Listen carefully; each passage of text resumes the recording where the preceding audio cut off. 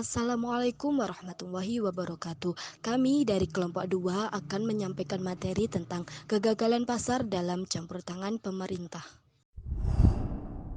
Yang beranggotakan Priagung Anggita Aji, NIM 252, Ningrum Nikita Sari, NIM 259, Syahida Salsabila Putri, NIM 262, Ica Wahyu Trisnawati, NIM 276, Ike Sugiyarti, NIM 283, Laila Rizky Amala, NIM 289. Yang pertama, saya akan membahas unsur ketidaksempurnaan pasar. Pada pasar persaingan sempurna, mekanisme pasar dapat menetapkan lokasi sumber ekonomi secara efisien. Pada pasar persaingan sempurna ini, maka setiap produsen maupun konsumen merupakan satu unit yang sangat kecil, sehingga baik konsumen maupun produsen secara individual tidak dapat mempengaruhi harga dengan cara menambah atau mengurangi barang yang dijual ataupun barang yang dibeli, sehingga harga di pasar ini benar-benar berasal dari kesepakatan dan interaksi antara penawaran dan permintaan. Bagi seorang individu, pembeli harga merupakan suatu datum, dan atas dasar harga tersebut konsumen menyesuaikan pembeliannya. Begitupun dengan produsen, karena harga juga merupakan suatu datum, maka seorang individu produsen menyesuaikan jumlah barang yang dihasilkannya atas dasar harga yang berlaku. Pada diagram 3.1, pasar persaingan sempurna menunjukkan bahwa kurva biaya marginal atau marginal cost disimbolkan dalam MC, kurva penerimaan marginal atau marginal revenue disimbolkan dengan simbol MR, dan kurva penerimaan rata-rata atau average revenue disimbolkan dengan simbol AR. Pada pasar persaingan sempurna, produsen yang melaksanakan prinsip keuntungan yang maksimum akan menghasilkan barang X pada tingkat produksi di mana MC sama dengan atau imbang dengan MR, yaitu pada tingkat produksi. Jadi dengan memproduksi X2, maka produsen memperoleh keuntungan sebesar AB, sehingga tindakan yang logis bagi produsen adalah menaikkan jumlah barang yang dihasilkan. Pada peningkatan harga P0, konsumen bersedia membayar dengan harga tersebut untuk pembelian barang X1. Jadi jumlah harga yang diminta oleh produsen sama dengan harga yang mau dibayar oleh konsumen. Oleh karena itu, kondisi alokasi sumber ekonomi efisien terjadi apabila marginal cost sama dengan average revenue sama dengan price atau harga. Pada pasar persaingan sempurna, keinginan konsumen dan produsen selaras pada jumlah barang sebanyak X1. Motivasi produsen, keuntungan yang maksimum tercapai pada MC, marginal cost sama dengan MR atau marginal revenue. Motivasi konsumen adalah kepuasan maksimum, yaitu pada harga yang sama dengan permintaannya. Mekanisme harga tidak dapat berfungsi secara efisien dalam mengalokasikan sumber-sumber ekonomi dalam keadaan pasar persaingan tidak sempurna. Misalnya pada pasar monopoli. Pada pasar monopoli, produsen yang mempunyai prinsip keuntungan yang maksimum akan menghasilkan barang X sebanyak OX, yaitu tingkat produksi di mana MC sama dengan MR. Pada diagram 3.2, pasar monopoli, produksi sebesar OX tersebut harga yang dipungut sebesar OP, sedangkan biaya yang diperlukan untuk menghasilkan output X hanyalah sebesar CX, yang berarti produsen memperoleh keuntungan monopolis. Produsen tidak bersedia menambah jumlah barang yang dihasilkannya, walaupun penambahan produksi tidak menyebabkan ia memperoleh kerugian. Jadi di dalam pasar monopoli tidak ada keserasian antara keinginan produsen atau keinginan maksimum dengan efisiensi produksi yang terjadi pada tingkat produksi yang lebih besar dan tingkat harga yang lebih rendah. Monopoli alamiah terjadi di masyarakat disebabkan oleh pasar barang tersebut terlalu kecil atau investasi yang dibutuhkan sangat besar, sehingga skala ekonomi yang efisien baru terjadi pada tingkat produksi yang besar. Contoh barang tersebut adalah perusahaan kereta api atau KAI, perusahaan telepon maupun di Indonesia perusahaan listrik atau PLN dan sebagainya. Keadaan ini disebut monopoli alamiah atau natural monopoli yang diawasi oleh, kalau di Indonesia ini diawasi oleh pemerintah melalui BUMN. Banyak monopoli alamiah yang lebih ekstrim adalah bentuk-bentuk usaha yang mempunyai biaya marginal sama dengan nol, yang dapat dilihat pada diagram 3.4, yaitu diagram industri dengan biaya marginal nol. Pada diagram tersebut dapat dilihat bahwa kurva biaya marginal berlimpit dengan sumbu horizontal. Bentuk usaha yang demikian adalah keadaan di mana konsumsi seseorang akan suatu barang atau jasa tidak menambah biaya produksi marginal. Misalnya seperti pemancar radio. Contoh lain dari barang yang mempunyai biaya marginal nol adalah jalan. Pada jalan yang padat ataupun sepi, tambahan penggunaan jalan oleh satu mobil tidak akan mengganggu pemakai jalan yang lain.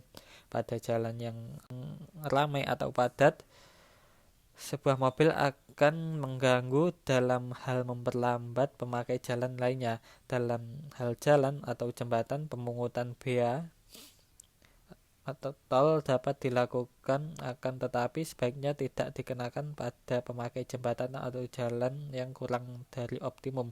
Oleh karena pemungutan bea akan menyebabkan penggunaan jembatan atau jalan semakin berkurang, sehingga jalan tersebut tidak akan digunakan secara efisien. Jadi dapat disimpulkan bahwa alokasi sumber ekonomi yang efisien tidak dapat diserahkan pada mekanisme pasar oleh karena adanya monopoli dan adanya usaha yang mempunyai biaya marginal nol. Di barang publik, beberapa jenis barang yang dibutuhkan oleh masyarakat, akan tetapi tidak seorang pun yang bersedia menghasilkan atau mungkin dihasilkan oleh pihak swasta. Akan tetapi dalam jumlah yang terbatas, misalnya pertahanan, peradilan, dan sebagainya. Jenis barang tersebut dinamakan barang publik murni yang mempunyai dua karakteristik utama, yaitu penggunaannya tidak bersaing dan tidak dapat diterapkan prinsip pengecualian. Barang publik murni seseorang tidak bersedia untuk menghasilkannya karena adanya masalah kepemilikan. C. Eksternalitas. Eksternalitas timbul karena tindakan konsumsi atau produksi dari suatu pihak mempunyai pengaruh terhadap pihak yang lain dan tidak ada kompensasi yang dibayar oleh pihak yang menyebabkan atau kompensasi yang diterima oleh pihak yang terkena dampak tersebut. Jadi, ada dua syarat terjadinya eksternalitas. Yang pertama yaitu adanya pengaruh dari suatu tindakan, dan yang kedua tidak adanya kompensasi yang dibayarkan atau diterima. Eksternalitas dibagi menjadi dua jenis, yaitu technical externalities dan pecuniary externalities. Technical externalities yaitu tindakan seseorang dalam konsumsi atau produksi akan mempengaruhi tindakan konsumsi atau produksi orang lain tanpa adanya kompensasinya. Yang kedua, pecuniary externality menyangkut harga dalam perekonomian, yaitu dengan mempengaruhi kendala anggaran. Selanjutnya yaitu di dalam perekonomian terdapat 4 kemungkinan eksternalitas. Yang pertama yaitu konsumen dengan konsumen, artinya tindakan seorang konsumen yang menimbulkan eksternalitas bagi konsumen lainnya. Misalnya, contoh permainan piano. Yang kedua yaitu konsumen dengan produsen, artinya tindakan seseorang konsumen yang menimbulkan eksternalitas baik positif maupun negatif terhadap produsen. Misalnya olahraga yang dilakukan buruh menyebabkan mereka menjadi sehat dan sehingga produktivitas meningkat dan menguntungkan bagi produsen. Yang ketiga yaitu produsen dengan konsumen, contohnya adalah pabrik yang menyebabkan polusi sungai sehingga mengganggu penduduk yang menggunakan air sungai tersebut. Yang keempat yaitu produsen dengan produsen. Contohnya adalah seperti dikemukakan di atas, di mana sebuah pabrik yang menimbulkan polusi air mengakibatkan kenaikan biaya produksi perusahaan lain yang menggunakan air sebagai salah satu faktor produksi. Untuk yang selanjutnya yaitu D, adanya pasar tidak lengkap atau dalam istilah bahasa Inggris biasa disebut dengan incomplete market. Suatu pasar dikatakan lengkap apabila pasar tersebut menghasilkan semua barang dan jasa yang biaya produksinya lebih kecil daripada harga yang mau dibayar oleh masyarakat. Ada beberapa jenis jasa yang tidak diusahakan oleh pihak swasta dalam jumlah yang cukup, walaupun biaya penyediaan jasa tersebut lebih kecil daripada apa yang mau dibayar oleh masyarakat. Kondisi yang seperti ini disebut sebagai pasar yang tidak lengkap. Misalnya saja pada asuransi untuk menghadapi suatu resiko tertentu. Dalam hal seperti ini, maka pemerintah harus menyediakan jasa tersebut. Yang selanjutnya yaitu kegagalan informasi. Pada beberapa kasus, masyarakat sangat membutuhkan informasi yang tidak dapat disediakan oleh pihak swasta. Misalnya saja perakiraan cuaca para petani dan pelaut. Mereka sangat membutuhkan informasi mengenai perakiraan cuaca. Dalam hal ini, maka pemerintah yang harus menyediakan informasi cuaca yang sangat dibutuhkan oleh masyarakat. Yang selanjutnya yaitu F, kegagalan pemerintah atau dalam istilah bahasa Inggris biasa disebut dengan government failures. Adanya kegagalan pasar merupakan salah satu sebab mengapa pemerintah harus turun tangan dalam perekonomian agar kesejahteraan masyarakat dapat tercapai secara optimal. Walaupun demikian, tidak selamanya campur tangan pemerintah menyebabkan peningkatan kesejahteraan masyarakat. Bahkan secara sistematis senantiasa terjadi kegagalan perintah atau government failures. Ini disebabkan karena pemerintah melakukan fungsi alokasi tidak dengan cara yang efisien. Ketidakefisienan pemerintah disebabkan akan 4 hal. Untuk yang pertama yaitu informasi yang terbatas. Banyak kebijakan pemerintah yang tidak dapat dilihat dampaknya karena sangat rumit dan sulit untuk diperhitungkan sebelumnya. Misalnya saja kebijakan pemerintah untuk menghapuskan subsidi pupuk bagi petani yang sangat sulit untuk diperhitungkan secara akurat dampaknya bagi seluruh masyarakat. Yang kedua yaitu pengawasan yang terbatas atas reaksi swasta. Suatu kebijakan pemerintah akan menimbulkan reaksi pihak swasta dan seringkali pemerintah tidak dapat menghambat reaksi tersebut. Misalnya saja apabila pemerintah menurunkan subsidi BBM khususnya untuk bensin. Ini akan menyebabkan pemilik mobil beralih ke pemilikan kendaraan yang menggunakan solar sehingga permintaan akan solar menjadi meningkat dan naik. Dalam hal ini, karena pertimbangan untuk memiliki mobil sepenuhnya berada pada swasta atau masyarakat, maka pemerintah tidak dapat melarang seseorang untuk menjual mobil yang menggunakan bensin ke mobil yang menggunakan solar. Ketiga, yaitu pengawasan yang terbatas atas perilaku birokrat. Pemerintah tidak dapat mengawasi secara ketat perilaku para birokrat. Sedangkan pelaksanaan kebijakan pemerintah umumnya didelegasikan pada berbagai tingkatan birokrat yang mempunyai persepsi dan kepentingan berbeda, sehingga kebijakan pemerintah mungkin menimbulkan hasil yang berbeda dengan apa yang diinginkan. Misalnya, kebijakan deregulasi pemerintah yang bermaksud mengurangi perizinan pada pelaksanaan di daerah kandang berbeda dengan apa yang digariskan oleh pemerintah pusat. Untuk yang keempat atau yang terakhir adalah hambatan dalam proses politik. Dalam suatu negara demokrasi, terdapat pemisah wewenang antara kekuasaan eksekutif dan kekuasaan legislatif. Sering terjadi kebijakan yang akan dilaksanakan oleh eksekutif terhambat oleh proses pengambilan keputusan karena harus disetujui terlebih dahulu oleh pihak legislatif. Anggaran, birokrat, dan efisiensi. Suatu sistem ekonomi tergantung pada kerangka institusional dan dalam hal pembahasan mengenai sektor publik yang penting adalah birokrasi. Birokrasi dapat didefinisikan sebagai berbagai departemen yang menangani penyediaan jasa yang dihasilkan oleh pemerintah. Peranan pemerintah dalam bidang alokasi adalah untuk menjamin tercapainya penggunaan sumber ekonomi yang efisien yang tidak dapat dicapai melalui mekanisme pasar bebas. Ekonomis membedakan efisiensi menjadi dua, yaitu alokatif efisiensi dan eks-efisiensi. Yang dimaksud dengan alokatif efisiensi adalah alokasi sumber-sumber ekonomi sesuai dengan kendala anggaran konsumen barang dan jasa. X efisiensi menunjukkan kondisi pada penawaran. Dengan kata lain, X efisiensi menunjukkan kondisi di mana penyediaan barang atau jasa tidak terjadi pada batas efisiensi. Birokrat dan efisiensi alokatif. Analisis ekonomi mengenai birokrasi pertama kali dikemukakan secara formal oleh Niskanen yang kemudian dikembangkan oleh ekonom lainnya seperti Downs and Tulloch, Breton, Winthrop, dan Jackson.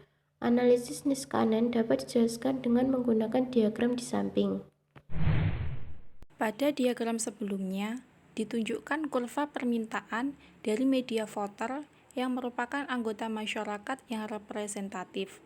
Apabila barang publik disediakan dengan mekanisme pasar, maka kurva D merupakan kurva permintaan pasar. Pada kurva TB diperoleh dari persamaan TB sama dengan AX dikurang BX kuadrat, A lebih dari 0, B lebih dari 0.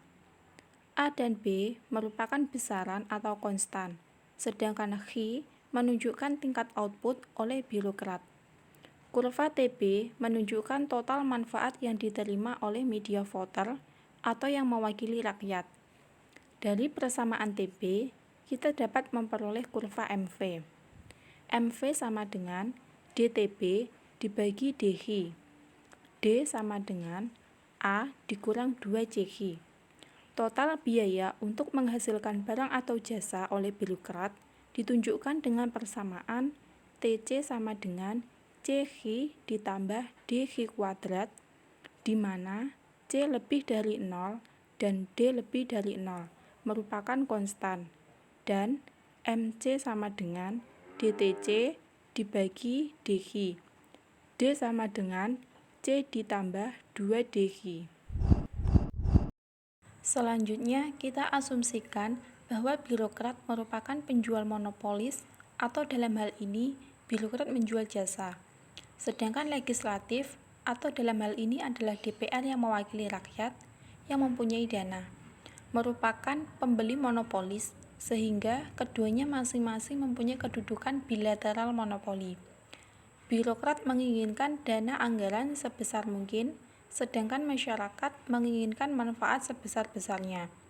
Jadi dalam hal ini, kendala anggaran terjadi di mana biaya total tidak mungkin melebihi manfaat total, atau CX ditambah DX kuadrat sama dengan X dikurang BX kuadrat, atau X kuadrat sama dengan A dikurang C dibagi B dikurang D. Output yang optimal terjadi pada tingkat produksi di mana jarak MB dan MC yang terbesar, yaitu output sebesar X, yaitu di mana MB sama dengan MC atau A dikurang 2BX sama dengan C ditambah DX. X1 sama dengan A dikurang C dibagi 2B ditambah D. Selanjutnya, dari persamaan-persamaan di atas, maka dapat kita simpulkan bahwa tingkat output di mana TB sama dengan TC 2 kali lebih besar daripada tingkat output yang secara sosial optimal atau socially optimal. Hal ini biasa terjadi sebab birokrat memiliki informasi mengenai manfaat dan biaya, informasi mana yang tidak dimiliki oleh legislatif. Oleh karena itu, saat birokrat mengajukan anggaran kepada legislatif, birokrat mengajukan anggaran yang lebih besar daripada yang secara sosial, merupakan tingkat output yang optimal. Birokrat biasa mengambil surplus konsumen dan mengalihkannya pada produksi output yang lebih besar. Kritik terhadap teori perilaku birokrat yang cenderung mengajukan dana atau anggaran yang lebih besar daripada tingkat produksi secara sosial adalah optimal, socially optimal. Dating yang beberapa ekonom diantaranya Jackson yang berpendapat bahwa fungsi utility birokrat tidaklah sekedar memaksimumkan kepuasan mereka dengan memaksimumkan anggaran, akan tetapi lebih kompleks daripada itu. Birokrat juga mempunyai kepuasan dalam melayani masyarakat atau melaksanakan tugas bagi kepentingan umum. Sekian pemaparan materi dari kelompok kami, kurang lebihnya mohon maaf. Wassalamualaikum warahmatullahi wabarakatuh.